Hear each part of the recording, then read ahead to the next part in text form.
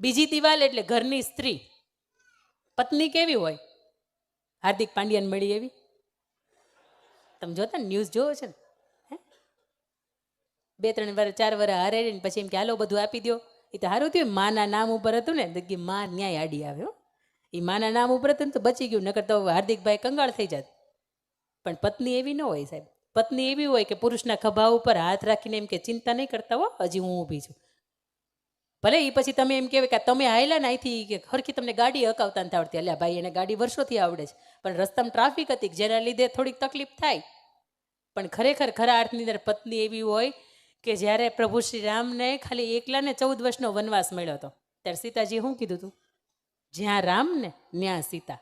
રામ જો વનની અંદર રહેતા હોય ને તો સીતાથી આ સુખની સાહેબી છે ને એ ભોગવાય નહીં. પ્રભુ તમે જ્યાં જાઓ છો ને ત્યાં હું આવું છું. ત્યારે પ્રભુ એમ કે આપણે દેવી, આપણે થોડા દિવસના કે પ્રવાસ ઉપર નથી જતા? તમે વિચારો, તમારે અહીંયા નોકર ચાકર, તમને અન્ન પકાવી દેવાવાળા, ભોજન બનાવી દેવાવાળા, તમારા કેશ ગૂંથી દેવાવાળા બધા જ છે, ત્યાં કાંઈ નહીં હોય. ત્યાં રાક્ષસો છે, ઝાડ પાન ખાવા પડશે, ત્યાં બ્રહ્મચર્યનું વ્રતનું પાલન કરવું પડશે ને ત્યાં નીચે સૂવું પડશે, પાથરવાનું નહીં હોય. અને ત્યાં સીતાજી એવું કહે છે કે નહીં, જ્યાં તમે તો હશો ને, પ્રભુ શ્રી રામ કહે છે હા હું હશ, કે બસ તમે જ્યાં છો ને ત્યાં હું આવું છું. એના જીવનની અંદર એણે 14 વર્ષ સુધીના વનવાસ બેઠા. રાવણ લઈ ગયો, વળી પાછા ત્યાં 1 વર્ષ રહીને અશોક વાટિકામાંથી પાછા લઈ આવ્યા, વળી પાછા આવ્યા. ગામની અંદર એક ધોબી એવું કહે છે, સાંભળો છો ને, મજા આવે છે? એક ધોબી એવું કહે છે કે જો મારી પત્ની હોય ને તો અન્ય રાજ્યમાંથી રહીને આવી હોય ને, અન્ય રાજાની પાસેથી 1 વર્ષ, તો હું સ્વીકારું નહીં. અને ત્યારે ગર્ભવતી 2 બાળકની સાથે સીતા લવ ને કુશ એના ઉદરની અંદર રમતા હતા. અને ત્યારે સીતાજીને એવું કહે છે કે અહીંયા એને અવધપુરીમાંથી એને બહાર કાઢવામાં આવે. ત્યારે લક્ષ્મણજી એને મૂકવા જાય છે. એ લવ અને કુશને લઈને ફરીથી પાછા ફરે છે. અને ત્યારે પણ એને જ્યારે અગ્નિ પરીક્ષાઓ દેવાની થાય ત્યારે સીતાજી 2 હાથ જોડીને એવું કહે છે કે જો રામ સિવાય મેં કોઈને પતિ ન માન્યા હોય ને તો આ અગ્નિ, આ ધરતી છે ને એ મને જગ્યા કરી આપે. અને એ જ સેકન્ડે ધરતીની અંદર 2 ભાગ થઈ જાય કે સીતાજી આવો. ધરતી માતા એને લેવા માટે આવે છે, કારણ કે એ ધરતીપુત્ર જ હતી ને, ધરતીપુત્રી જ હતી એ. અને ત્યારે અંદર જતી હોય ને એ પહેલા માતા સીતા 2 હાથ જોડીને પ્રભુ શ્રી રામને એવું કહે છે, ત્વમેવ ભર્તા નચ વિપ્રયોગ. જન્મો જન્મ મળો ને તો તમે જ પતિ સ્વરૂપે મળો, તમે ન મળો ને તો મારે આ જીવનની અંદર આવવું જ નથી, મારે મનુષ્યનો અવતાર લેવો જ નથી. આ પત્ની છે. આ તો લેણું થઈ જાય, કંઈક તકલીફ થઈ જાય, હાથ ભાંગી જાય તો એમ કે હવે તમારે મારે કાંઈ નહીં. એ તઈની સીતા હતી. આવો આજની દીકરીઓને પણ આપણે એવું કહીએ કે બેટા સુખ દુઃખ તો આવશે. કયા એવા ભગવાન છે કે જેના જીવન ચરિત્ર તમે ખોલો, એનો ગ્રંથ વાંચો, એનું જીવન વાંચો તો એના જીવનની અંદર એક સતી તોરલમાં શું ખામી હતી? છતાંય જેસલ જાડેજાને લખ્યું હતું એના જીવનની અંદર કે એનો જીવનનો ઉદ્ધાર થાય. આજે હમણાં મેં એના સવારમાં એને પણ દર્શન કરીને આવ્યા, ત્યારે એમ થાય કે નહીં, આવા સ્ત્રી પાત્રોની ઓરા આપણી આસપાસ છે. એટલે અંદરથી સ્ત્રી કેવી હોય, પત્ની કેવી હોય, એની ઉપર તો તમારે આમ ટકોરો મારીને કહેવું પડે કે નહીં આ મારી પત્ની છે. એમ કહેવાય ને કે સ્ત્રીયા નમાવે વેદ ને સ્ત્રીયા અપાવે રાજ, સ્ત્રીયા કુશળ સંસાર મેં સ્ત્રીયા રતનની ખાણ. અને સ્ત્રી જ એક જ એવું પાત્ર છે કે જેની કુખેથી આ રામશ્યામ ને ઘનશ્યામને જન્મ લેવાનું મન થાય.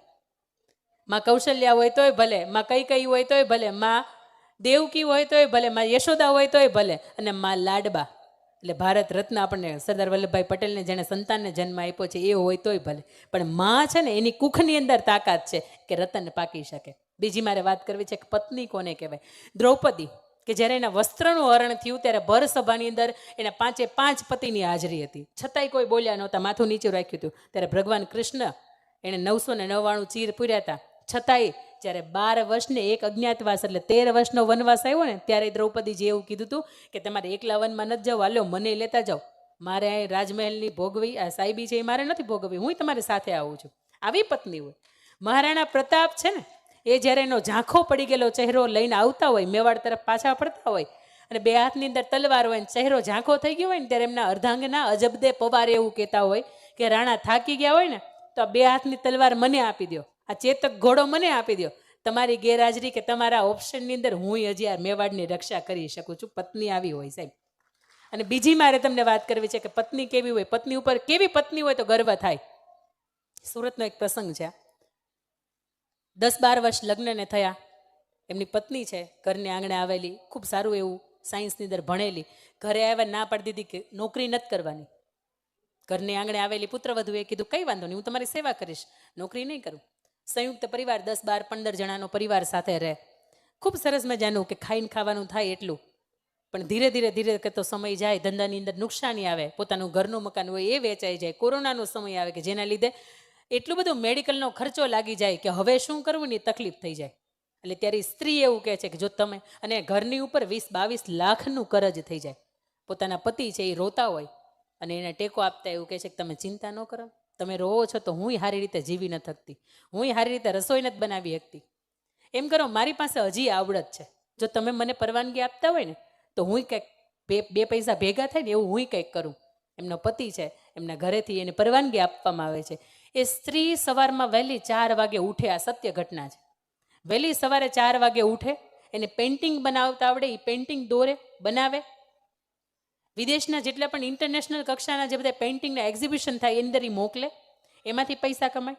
સવારથી સાંજ સુધીમાં 4 કે 5 પાળી ટ્યુશન કરાવે, સાંજે વળી પાછી બાળકોને લેસન કરાવે, આખો દિવસ મા બાપને સાચવે, પતિને ખભો આપે, અને 1 વર્ષના પૂરું થાય ને ત્યાં સુધીમાં 11,89,000 રૂપિયાની કમાણી કરે સાહેબ. એમાંથી 11 લાખ રૂપિયાને પોતાના પતિનું દેવું ભરે. આને સ્ત્રી કહેવાય, આને પત્ની કહેવાય. બાકી તમારા લગ્ન થાય ને તમને 5 કે 15 તોલાનો હાર લઈ આવી દીધો હોય, પણ એ કેમ આવ્યો હોય ને દેખાડાથી જ આવ્યો હોય. સમાજ શું કહે, મોટી વહુને આપ્યું તો નાની વહુને આપવું પડશે, પણ લેણું, બેંકના હપ્તા, બેંકની લોન એ કોઈને દેખાય નહીં. એવી રીતે આપ્યું હોય, 5 વર્ષે ભેગા ન થાય એટલે એ પત્નીને સામેથી એમ થવું જોઈએ કે આલ્યો આ સાચું ઘરેણું, આ નથી સાચું ઘરેણું, તમે જીવો ને એ છે. આ 2, 5, 15 તોલાના હાર દુનિયાને જોઈને હારે લાગશે, મારું ગળું છે ને એ થોડુંક ભારે લાગશે, પણ આ તમારા માથાનો ભાર, તમારા હૃદય ઉપરનો ભાર છે ને એ આને હું આપી દઉં ને એમાં મજા છે. અને કેટલી બહેનો મેં સાહેબ એવી જોઈ છે કે એણે પોતાના અંગ ઉપરના ઘરેણા છે ને ઉતારીને એટલા માટે આપી દીધા છે કે એના પતિના માથા ઉપર, બોજ ઉપર ભાર ન લાગે. આવી પત્ની તમારે મારે એક કુટુંબની અંદર હોય ને તો ગર્વ કરી શકાય કે નહીં, આવી સ્ત્રી હોય ને તો એ ઘર ઉજળું હોય. અને એનાથી એમ કહેવાય કે સ્ત્રી આ નમાવે વેદને, એની વાત કરી તો ત્યારે અહલ્યા, દ્રૌપદી, સીતા, તારા, મંદોદરી તથા પંચકન્યા સ્મરે નિત્યમ મહાપાતક નાશનમ. એમ કહેવાય કે દુનિયામાં કોઈ પણ મોટામાં મોટું પાપ કર્યું હોય ને તમે તો આ 5 કન્યા આવી છે, અહલ્યા, દ્રૌપદી, સીતા, તારા અને રાવણની પત્ની મંદોદરી. રાવણ કેવો ખૂંખાર, છતાંય તમે અત્યારે મંદોદરીનું નામનું ભજન કરો, મંદોદરીને નામ યાદ કરો તો તમારું દુનિયાનું મોટામાં મોટું પાપ હોય ને એ ધોવાઈ જાય છે. એટલે જેટલી જેટલી પત્નીએ બલિદાન આપ્યા છે એ ભગવાન એના ચોપડાની અંદર ક્યાંક લખ્યું છે કે જ્યાં તારા જીવન છે ને એના આયકું તું સફળ કરીને આવ્યું છે. બાકી પુરુષોને ચિંતા થાય કે હવે આનું કેમ ભેગું કરવું, તો એ સ્ત્રી કહેવાને, એ પત્ની કહેવાને લાયક નથી. એના પછી મારે તમને આગળ જવું છે ત્યારે કે એક ખૂબ સરસ મજાનો પ્રસંગ છે, અને વાગડ પ્રદેશનો આ પ્રસંગ છે કે દીકરી 18 વર્ષની થાય, એના સગપણ નક્કી થાય, અને એમની માતા જ્યારે એનો નાનો ભાઈ એના ગર્ભની અંદર હોય ત્યારે એમના પપ્પાનું દેહાંત થઈ ગયું હોય. એમ કહેવાય કે ઉદરે રહેતા બાપ ગયો અને મરણતા મુઈ માં, ઘણ વીતી ઘણ વીતશે હજી ઘણાય પડશે ઘા. એ દીકરી છે 18 વર્ષની થાય એટલે એને સાસરે વળાવી દેવામાં આવે. વાગડ પ્રદેશ, આપણે એવું સાંભળ્યું છે ગીતની અંદર કે વાગડની વઢિયારણ સાસુ દોઈલી, ત્યારે સાસુબા થોડાક કડક, આનાથી વિશેષ મારે કાંઈ બોલવું નથી. એટલે થોડાક એ કડક, એટલે એમની ભાષામાં એની જે મર્યાદા હોય, એનું જે વાણી વર્તણૂક હોય એ પ્રમાણે રહેવું પડે. દીકરી પરણીને સાસરે જાય એટલે દીકરીને બધાય બંધન, મા બાપને ત્યાં નહીં જવાનું, ઘરની બહાર ઉમડું નહીં ઓળંગવાનું, સાસુ દેરાણી જેઠાણી કે નળંદબા છે એની સાથે તમારે પાણી ભરવા જવાનું, સવારથી સાંજ સુધીમાં વાહિદા કરવાના, ભેંસું દોવાની, ગાયું દોવાની, અને આખો દિવસ ઘરનું કામ કરવાનું, માથેથી ખોલવાનું નહીં. એ સ્ત્રીનો બાપ નહોતો, એ દીકરીનો બાપ નહોતો. એટલે દીકરી વિચારી લે છે કાંઈ વાંધો નહીં, મને જેવું મળ્યું છે એવું સાસરું મારું છે, મારે રહેવાનું છે. અને એનો પરિણ્યો, એમનો ધણી કંઈ બોલે નહીં, રે. 18 વર્ષના વાણા વાઈ જાય ને ઘોડીએ જે રમાડતી ભાઈને છોડીને આવી હતી ને એ મોટો થઈ ગયો, એના સંદેશા મળે કે મોટો થઈ ગયો, પણ એના લગ્ન લેવાય. એટલે માતા એવું કે તું જા ને ભાઈ, આપણી બેન વર્ષોથી પ્રદેશમાં છે, આટો મારવાય ન થાવી, તું એમ કર કે ત્યાં જા ને ભાઈને, બેનને તું નોતરું દેતો હોય કે હવે તારે લગ્ન છે એટલે લગ્ન માટે તો આવશે ને. દીકરીના ઘરને આંગણે આવે છે. દીકરીનું એણે મોઢું નથી જોયું કે બેન કોણ છે, બેનને કેમ ઓળખીશ, એટલે ગામને પાદર આવીને એમ કહે છે કે ફલાણા ભાઈનું ઘર અહીંયા આવે. એટલે એ દીકરી પોતાના નળંદબા ને જેઠાણીને હારે પાણી ભરીને આવતી હોય, અને ક્યાંક એ અવાજ સાંભળે ને તો અંદરથી એમ થાય કે આ અવાજની અંદર રણકાર મારા બાપુનો છે, આ અવાજની અંદર મીઠાશ મારી માની છે. ક્યાંક અમારો ભાઈ તો નહીં હોય ને, આ 18 વર્ષના વાણા વેતી ગયા, ક્યાંક હું નથી કે એટલે મને ગોતવા માટે જ નહીં આવ્યો હોય. અને માથું ઊંચું કરીને જરીક એવું પૂછે કે ભાઈ તમે આ ગામથી આવ્યા છો, તમારું નામ આ છે? એટલે પૂછે છે કે હા હું એ જ છું. ખબર પડે છે કે પોતાનો ભાઈ છે, એટલે એ ઘરે લઈ આવે છે. સાસુબાની રજા લે છે કે બા તમે પરવાનગી આપતા હોય તો હું મારે ભાઈની બાજુમાં ઘડીક બેહું? તો કે હા ઘડીક બેહો જાઓ. ભાઈ એને પૂછે છે કે બેન તને ક્યારે એમ નથયું કે 18 વર્ષના વાણા વાગ્યા મારો ભાઈ શું કરતો હશે, મારી માં શું કરતી હશે, કે એક વખત હું ઘરને આંગણે આટો મારવા જાઉં? તો કે ના ભાઈ, કે તો પછી હું મારા કામમાં પડી ગઈ હોય ને એટલે હું આવી ન શકું. એ ઘર વગોવતી નથી. એ સ્ત્રી એવું નથી કહેતી કે મારા સાસુબાનો સ્વભાવ કડક છે કે હું આવી નથી શકતી, મને કોઈ આવવા નથી દેતું. એવું કહે છે કે જો ને સવારથી સાંજ સુધીમાં કેટલાય બધા કામ હોય. એટલે કે હે બેન સાચું બોલી, કે મારે સામે આંખની સામે નાખીને જો તું મને કે તું આવી ન થકતી કે તને કોઈ આવવા નથી દેતું. અને હજી એ દીકરીએ ઘરને વગોવ્યું જ નથી. ત્યાં એમ કહેવાય કે હજી આ બે ભાઈ બેન પોતે શું વાત કરી રહ્યા છે. આવું ઘરનું સીઆઈડી પાત્ર એટલે નળંદબા.